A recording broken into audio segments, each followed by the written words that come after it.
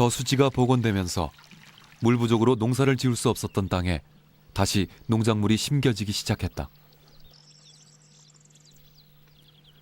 복원 첫 해 10헥타르에 이르던 관계 면적은 해를 거듭할수록 점점 늘고 있다. 저수지의 저수 용량도 함께 늘어나기 때문이다.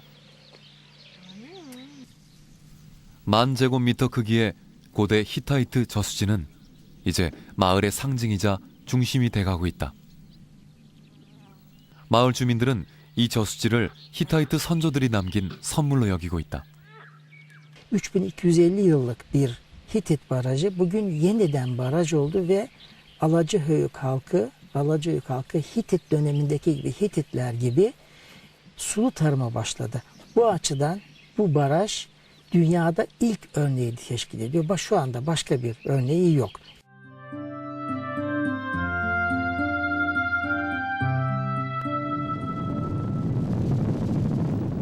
여름철 오마는 한낮엔 50도를 오르내리는 뙤약볕에 대지가 뜨겁게 달궈진다.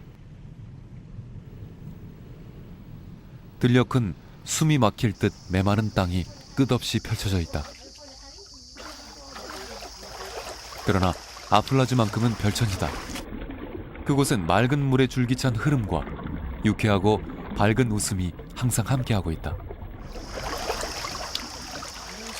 السباحة في الفلق غير يكون عن طريق الاستحمام في دورات المياه وهكذا يعني تشعر بانتعاش وكذا خاصة في أفلاق السلطنة عندنا يكون فيه خضرة وكذا والساقي يعني اللي نسميه بالمحلية الساقي يعني يكون اندفاع الماء غير عن السباحة في البحر أو السباحة في الأنهار كذا يعني ما يكون فيه خطورة الفلق هكذا.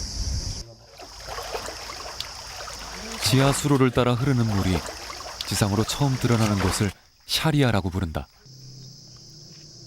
아랍어 샤리아는 물 마시는 곳으로 이끄는 길이라는 사전적 의미를 갖고 있다. 바로 이 지점부터 물을 마시든지 목욕을 하든지 빨래를 하든지 물을 일상생활에 사용할 수 있다. 샤리아까지 물이 흐르도록 지하 수로를 제대로 만드느냐가 아플라즈 성공의 열쇠다. 지하 수로는 어른들이 거뜬히 지나다닐 수 있는 크기로 돌이나 바위 등을 잘 다듬어 쌓았다. 수원지가 있는 곳까지 연결되는데 그 길이는 수 킬로미터에서 수십 킬로미터에 이른다. 중간중간 수십 곳에는 지상과 연결된 수직 터널을 함께 만든다. 지하 수로의 수리와 청소 등 관리를 위한 시설이다. 수원지에서 지하와 지상의 수로를 통과한 물은 모토의 힘 없이 오직 중력과 낙차의 원리로 1년 365일 중단 없이 흐른다.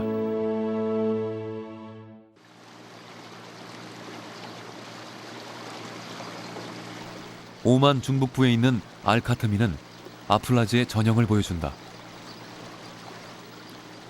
2000m 높이의 바위산을 뒤로하고 마을 한가운데로는 물의 흐름이 거침없다.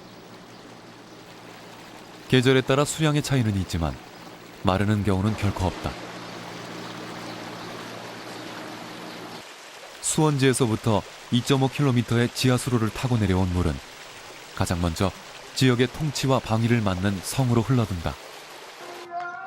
다음으로는 몸을 정결히 해야만 출입할 수 있는 이슬람 사원 앞을 지나고 물은 다시 일반 주민들이 생활용수로 쓸 수 있도록 마을 구석구석을 굽이쳐 흐른다. 높낮이가 크게 차이나는 지형에서는 수백 미터 길이의 수도교를 설치해 물 공급이 원활하도록 했다. 생활용수로 다 쓰고 남은 물은 마지막으로 아랍인들의 주식인 대추야자를 비롯해 바나나와 사탕수수 등이 자라는 농경지로 들어간다.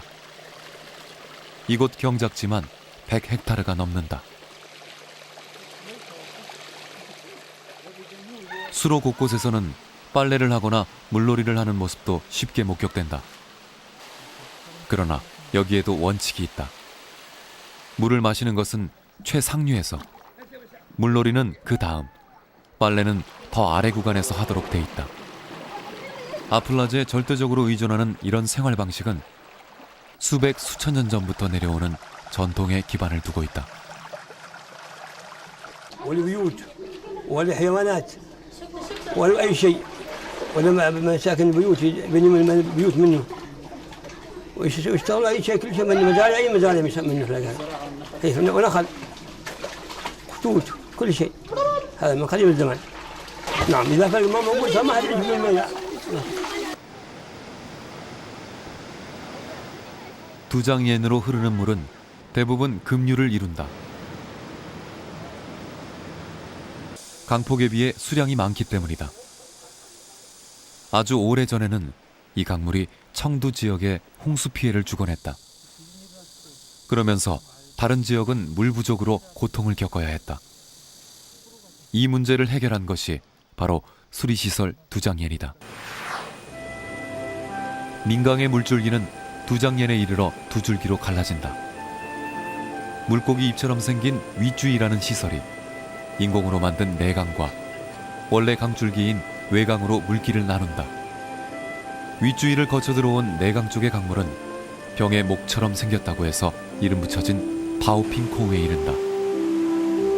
바오핑코우는 바위산을 20m 정도 뚫어 만든 인공 수로로 이곳을 통과한 물은 100여 미터의 수로를 거쳐 다시 여러 갈래의 물길로 나뉜다. 부채꼴 모양의 이 물길은 두장옌 시내를 비롯해 쓰촨성 최대 곡창지대인 청두평원으로 흘러든다. 두장옌은 물길만 단순히 돌린 것처럼 보인다. 그러나 여기엔 정교한 시설이 숨어 있다. 윗주위는 외강 쪽에 설치된 지금은 현대식 수문으로 바뀐 물막이 시설과 함께 내강과 외강으로 흐르는 물의 양을 조절한다.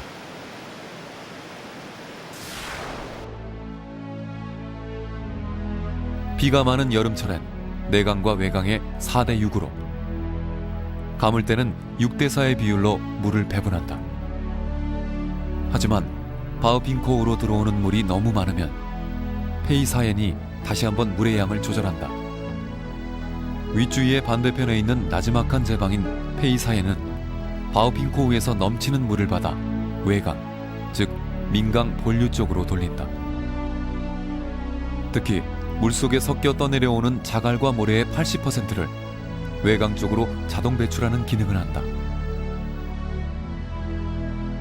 이는 바오핑코우까지 시계 방향으로 휜 강의 선형 때문에 발생하는 소용돌이가 페이사옌 쪽으로 모래를 모이도록 한 지형적 특성과 물의 흐름을 10분 활용한 것이다.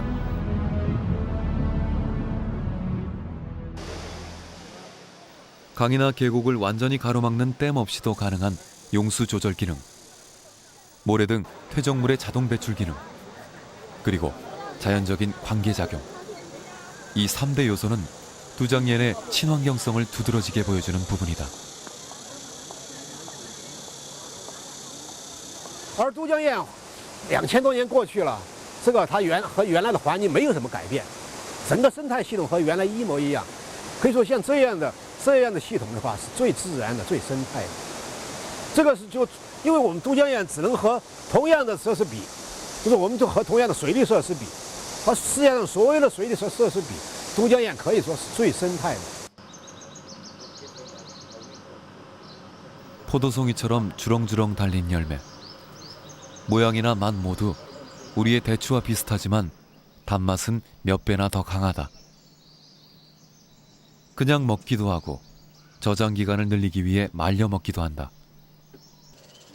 신이 내린 선물로 불리는 이 대추야자는 고대부터 아랍인들에게 가장 중요한 식량이다. 수십 미터 높이까지 올라가 수확해야 하는 어려움은 있지만 무덥고 건조한 기후에서도 물만 있으면 군락을 이룰 정도로 잘 자란다. 당연히 용수 확보가 최우선의 일이다.